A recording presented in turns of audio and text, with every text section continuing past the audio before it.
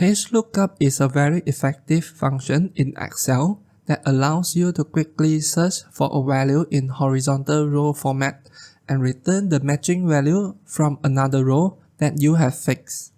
I have prepared a set of sample data to demonstrate how to use the HLOOKUP function. So let's get started. We have a set of sample data here that contains order and shipment information. I will use the HLOOKUP function to find the total price based on the order ID value.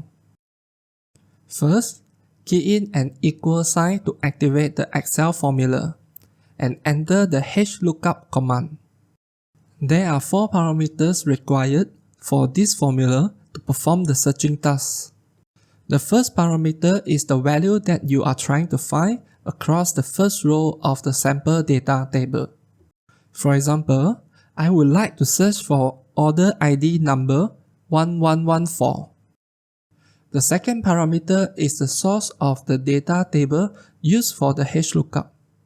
You must include the first row and the expected result data row for the HLOOKUP to search and return the result you want.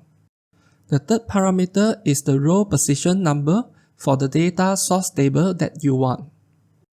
For example, the order ID is in the row position 1 and total price is in row position 6.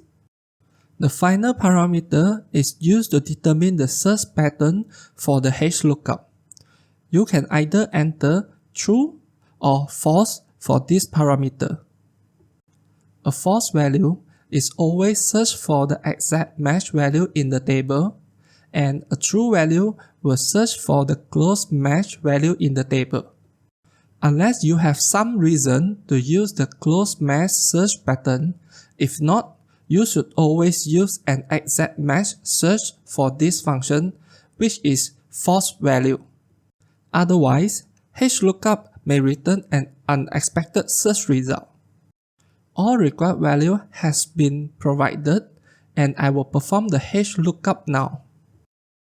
The result $89 should be returned. There you are. Congratulations that you have learned how to use the HLOOKUP function in Excel. You may download the sample data for practice from the link in the description below.